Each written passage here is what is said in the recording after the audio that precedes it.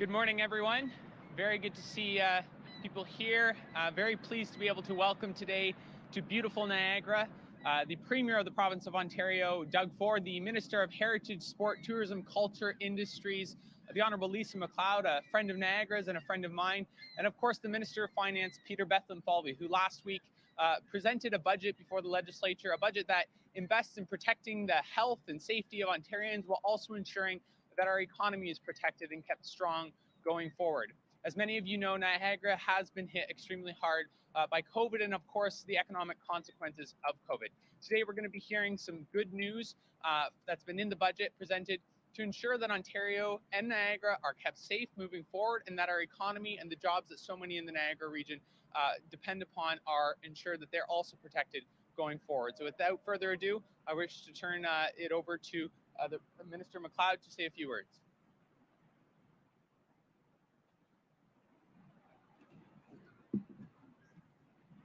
Thank you, Sam. It's great to be here with you in Niagara, alongside our leader, Premier Doug Ford, and our friend, Minister of Finance and Treasury Board President, Peter Bethlenfalvy. This past year has tested the resiliency of Ontario's heritage, sport, tourism, and culture industries, unlike any other. They were hit first, the hardest, and are expected to take the longest to recover from the pandemic. While traveling the province last summer, it became clear to me that they face a triple threat: a public health crisis, an economic crisis, and a social crisis. These crises have severely impacted operators of all sizes and in every region of the province, from the large-scale attractions here in Niagara Falls to the many small family-owned bed and breakfasts in the north and everything in between. Pre-pandemic, the sectors I represent supported a spectacular double bottom line: $75 billion in economic activity and a unique social fabric felt in every single community across this wonderful province. Today, they're working to recover more than $20 billion in lost revenues and hundreds of thousands of jobs, including right here in Niagara Falls, a city of 90,000 who lost 40,000 jobs during this pandemic. And our government has acted to support them. We flowed more than $62 million to protect our iconic tourism institutions.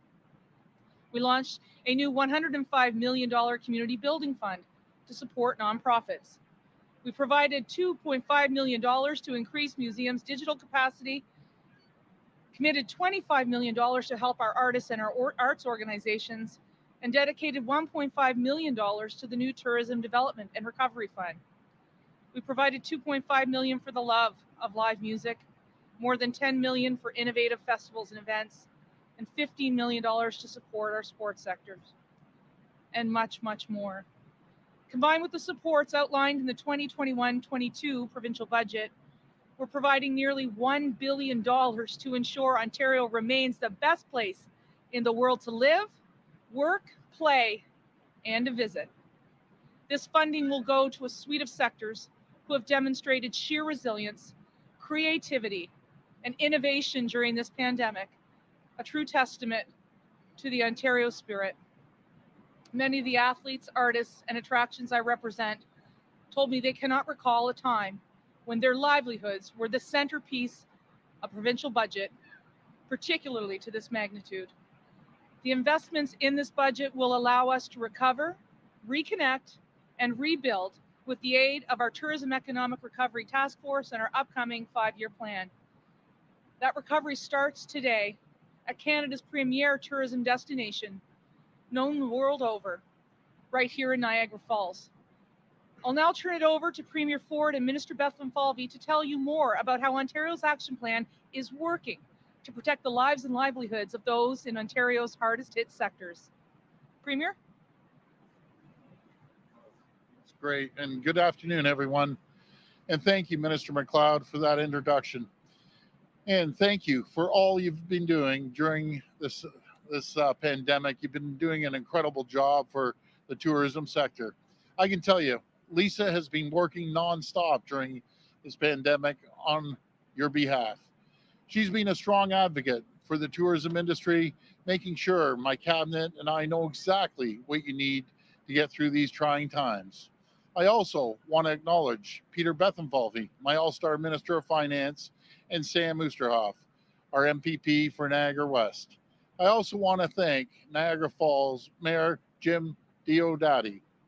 And I need to give a special shout out to Bart Maves. Bart has been an absolute champion for the people of Niagara for a long time, and he knows this area better than anyone. So, Bart, thanks for everything you do to continue to do, and please keep it up because there's a lot of work left to be done to get Niagara back on its feet. Because, as we know, the tourism sector has been hit harder than any other sector during COVID 19. It has been asked to sacrifice so much to keep us safe during COVID 19. The impact on individuals, families, and operators has been absolutely devastating. More than 200,000 jobs and more than 18 billion in revenue has been lost. Clearly, this sector is down, but it's not out. I know it will recover. I have such confidence in the people of Ontario, but it will take time and it will take help. You can be sure our government will always be there to support and protect our vital tourism industry. In our 2021 budget, Ontario's action plan, we made a commitment to protect people's health and protect jobs. To help us achieve those goals, we're investing $200 million to support our tourism industry to see them through this difficult time. This includes $100 million for a new Ontario Tourism and Hospitality Small Business Support Grant and $100 million for a new one-time recovery program. We have created these programs to help our large, medium, and small businesses during this very difficult period because our commitment to supporting businesses is unwavering. In the budget, we also announced an additional round of support through the Ontario Small Support Grant to help eligible employers impacted by difficulties and necessary public health restrictions. This will now deliver $3.4 billion to approximately 120,000 eligible small businesses in Ontario to help them get through this extraordinary period and continue to protect vital jobs. We made a promise to make sure every business is supported and well positioned to contribute to our economic recovery once this virus has been beaten. And nothing will stop us from keeping that promise. So whether it's the tour boat operators, tour boat operators down the river, the motel up the road, or the lodges up in Northern Ontario, we are here for you. We've got your back because we're all in this together as part of Team Ontario. Thank you, and God bless the people of Ontario. I'll pass it over to Minister Bethlenfalvy.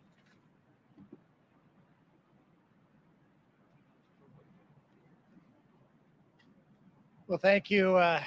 It's just so amazing to be standing here behind with this backdrop, and also with the incredible Minister MacLeod, who's doing such a great job. Premier Ford and Sam, you guys are doing incredible work. While the world has changed in the past year, our government has remained steadfast in its commitment to do whatever it takes to defeat COVID-19 and keep people safe. As the pandemic has continued to unfold, people have been very clear that they expect us to focus on two vital priorities. First and foremost, they expect us to protect the people's health, your health. And second, they expect us to protect our economy, your economy. And that's exactly what the 2021 budget does. We know that hardworking tourism, hospitality, and cultural businesses and workers have been particularly affected by COVID-19, which is why we are introducing the $100 million Ontario Tourism Recovery Program as part of the 2021 budget.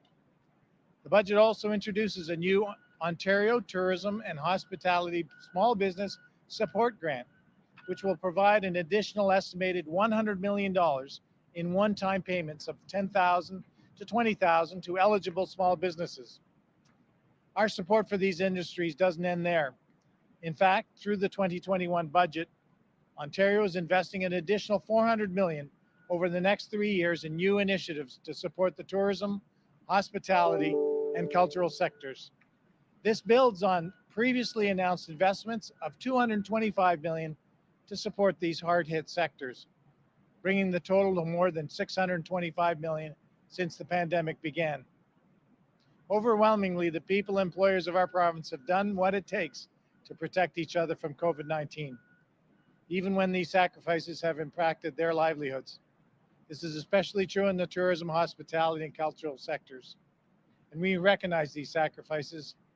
And in the 2021 budget, we are taking further steps to provide direct support to the families, workers, and employers who have sacrificed so much. The 2021 budget brings the government's total investment to protect Ontario's economy to $23.3 billion. That's just part of Ontario's total response to COVID-19, which is now $51 billion over 4 years. Our focus is on protecting health and jobs today and setting the foundation for sustained success in the long run for the tourism, hospitality, and culture sectors, and for the province as a whole. Because we know that economic growth is the way that Ontario will recover stronger from the pandemic. There's hope on the horizon. Ontario will emerge stronger, and communities that make Ontario a great place to discover, like Niagara, are going to play a critical role in making this a reality. Thank you. We'll go to the phone line for questions. First question, please. Mike Crowley at CBC News. Please go ahead. Hi, Mike. Premier, the postponed March break is now coming up. It's just 2 weeks away, and we're actually sitting in a situation where the number of infections happening every day is much higher than it was at the middle of March. What's your government's thinking about whether you need to postpone this break as well, because that was what you said was the right thing to do back in mid-March to keep the kids safe? Yeah. So the minister will be keeping a sharp eye on it, as well as myself and the chief medical officer. And I just might be very frank, I don't want to predict 2 weeks out, but we'll be out here every single day communicating with the people. I can't give you a direct answer right now, 2 weeks down the road. Follow up? And Premier, I don't think we've heard from you directly yet in response to the Supreme Court's decision about the federal carbon pricing. Now that the court's weighed in and you've had some time to think about it, are you going to change tack at all? Is Ontario going to bring it in its own form of carbon pricing? And do you have any regrets about spending $30 million of taxpayer money fighting this court case? Well, first of all, start off with regrets. I never have regrets fighting for the taxpayers of Ontario, keeping prices low. They think 30 million is tough. Wait until the gas prices get jacked up over and over again. Everything that you buy is going to go up. It's a terrible tax. But in saying that, I respect the courts. I have a great deal of respect for the courts, and we're going to have conversations with the federal government to sit down and collaborate with them. I've always said from day one, and the Prime Minister and I, we've mentioned this, there's going to be things that we just will never, ever agree on. And then there's going to be a tremendous amount of things that we do agree on. So this is one of the few things that we're going to disagree on. But in saying that, we're going to work collaboratively with the federal government and do what's right for the taxpayers of this province. Next question. From Christina Tenalia from CP24. Please go ahead. Hi, Christina. How are you? Hi, Premier. So Mayor Tory has been urging and pleading with the people of Toronto to get vaccinated. There are thousands of appointments available. We've also just learned in the last half hour, of course, they operate separately federally, but in New York, starting tomorrow, those 30 plus are eligible to schedule and receive vaccines. And on April 6th, those 16 plus will be eligible. So when are you going to lower the age range for people here, considering in Toronto, at the mayor's urging, there are appointments available for those in the priority groups, but they're not coming. It almost seems that everyone who's wanted the vaccine has already gotten it in those groups. Yeah, so let's go to 80 plus. 82% have either received their vaccine or they're booked for their vaccine. We have a little over 100,000 and change. I encourage everyone, please sign up. I'm talking to the mayor almost every day, and I encourage everyone, 70 plus, please sign up. Please go out and get your vaccines. To answer your other question, Christina, it comes down to the volume of vaccines that we can get. I'm going to give you one example today. We're going to get a good chunk of Pfizer, but Moderna, I think it's a fourth or fifth time we were expecting it. I think fifth time that we thought we aren't getting now. We aren't getting it until next week. So, the yardstick keeps constantly moving. And then AstraZeneca, I understand it's going to land here tomorrow, and then we'll see how quickly we can get it. But I just do not understand how the federal government, they know it's landing tomorrow and they can't give us a time when it's going to land here in Toronto. We just can't snap our fingers to these pharmacies and turn them on overnight. So we just need some notice when stuff's coming. It's the single most frustrating thing throughout this whole pandemic, not knowing when you're going to get supply. Follow up? Premier, on AstraZeneca, we've just learned that Prince Edward Island, the province, is suspending the use of AstraZeneca because of rare blood clots associated with the vaccine. The province was using AstraZeneca in those 18 to 39 for those who already had a relatively low risk of severe outcomes from infection. This information also, I should point out, tweeted by Dr. Isaac Bogosh, who is on your vaccine rollout team. You're aware of the hesitancy people have already with receiving the AstraZeneca vaccine. Are you going to speak to Dr. Williams, considering what's just come out from PEI about rethinking this vaccine, reconsidering it? Do you have any concerns or apprehension? Well, Christina, we'll take our advice off Dr. Williams, but again, we get the advice on what age area we go with from the federal government, and the feds are saying it's still safe for 55 plus. And I understand there has been blood clots. Some patients in the UK, female folks about 30, 35 years old. But I'll tell you, I won't hesitate to cancel that in half a heartbeat. If it's going to put anyone in harm, we just won't use it. Simple as that. But I am getting my advice off the federal government and Dr. Williams. Next question. From Randy Rath at CHTV. Please go ahead. Hi, Randy. Hi, Premier. To get back to Christina's question about vaccine hesitancy and the AstraZeneca use being suspended on people under 55, you just said that you wouldn't hesitate to cut the use of it if it's necessary. Yeah. Isn't this going to add in an extreme way to hesitancy of people to get that vaccine, whether they're over 55 or under 55? Yeah, again, we got updated just late last night, probably about 10, 11 o'clock at night. And the federal government will be in full discussions, as we have been since yesterday and today, to see the direction of which way we're going to go with this.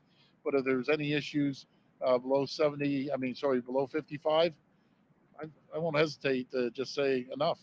I'd rather wait. It means a month or 2 months for Pfizer and Moderna and J&J, then roll the dice on this AstraZeneca. Follow up? So have people that have gotten that vaccine already, have they rolled the dice? No, not at all. I'm talking about 35 years of age, and that's where they see the problems. They don't see it 55 plus. The guidance from the federal government is it is safe for people over 55. I'm talking about younger people taking it 35 years of age and in that range. That's where the problem is, not with 55 plus. Next question. From Rob Ferguson at the Toronto Star. Please go ahead. Hi, Rob. Hi, Premier. Just to get back to the carbon tax, what is the suitable way going forward then? You canceled cap and trade. You had the Supreme Court ruling last week. What are the options available to you at this point for pricing or whatever on carbon? How are you going to do that now? Yeah, something, Robert, what I believe in sitting down, talking to the federal government, coming up with a plan that's going to be satisfactory to them, satisfactory to us, and we'll work it out. We'll do the right thing. But what we're doing, we're putting the largest investment into battery-operated cars, which is massive emissions that come out of cars. As we know, we're going to be the largest manufacturer of battery-operated cars anywhere in North America. And I also, we never rule out the confidence in the private sector. With when they're manufacturing any sort of packaging, everything is focused around the environment on any of these major companies, making sure that they use compostable materials, the polyethylene, compostable materials, and I have confidence in them because every major company out there, that's what they're focused on. Follow up? Thanks, Premier. Just switching gears back to vaccines and AstraZeneca. We are seeing cases really rise. I'm wondering, what are the criteria for the new power for the chief medical officer to put an area back into actual shutdown, not just lockdown, but shutdown? What are the criteria for that, and how could this unfolding AstraZeneca situation complicate things? Because there are a lot of people calling for the vaccine strategy to be adjusted to get the vaccines into the hotspots to help keep people out of ICU. Yeah, really, we work collaboratively with the local medical officer, and when the local medical officer puts a request in, there isn't once that we've ever refused their request, and they put it into Dr. Williams, and then from there we move forward. That's what we do, Rob. It's not, it's not too complicated. No one knows their area better than the local medical officer, so we're going to make sure we stick with that protocol, and everyone's going to work together. I want to go back to the message about making sure that people are getting out there, getting vaccinated, and especially in the Toronto regions, the other regions that we moved to 70 plus. Please register. Make a phone call. Everything seems to be working well online and on the phone call. So please go out and get vaccinated. The quicker we can get vaccines into people's arms, the quicker we can get the economy back up and running. Last question. From Richard Southern at 680 News. Please go ahead. Hi, Premier. Thanks for taking my call. I wanted to ask you about the situation in ICUs. I understand there's more than 400 COVID ICU patients right now. And some of the doctors we've been speaking with say if infections continue at the rate they're continuing now, the ICU situation is going to be in a very bad spot in not too much time. What new actions is your government planning to take today to prevent that from happening, sir? Yeah, it's always concerning. I think we're at, I believe it was 82% that I saw ICU capacity right now. It fluctuates, obviously, depending on what area, but we're going to keep a sharp eye on it. And thank goodness that we put billions of dollars into increasing our capacity. When it comes to ICU and acute care beds, we've created 3,100 new beds in Ontario since this pandemic, and we're going to continue creating more capacity. But we're keeping a very sharp eye on it. And the message is here. I just got off the phone from the cabinet and Dr. Williams. The message is, number one, 50% of the cases are with younger people now. And I got a message to the young folks, guys, this party's not over. You know what I mean? You just got to make sure you follow the protocols, follow the guidelines, because what happens, you bring it home to one of your loved ones, your parents, your grandparents.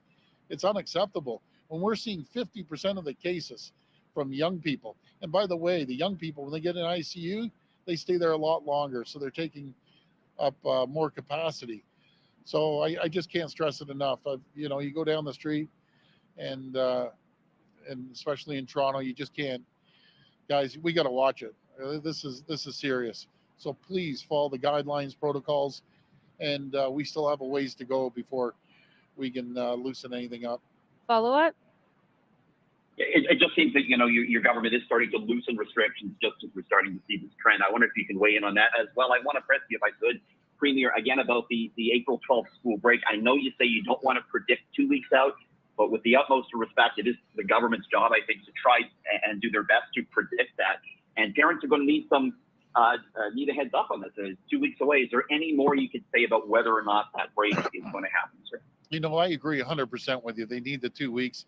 But God forbid we say we're going to close it, we're going to open it, and things change drastically. We see the numbers going up at a rapid speed right now.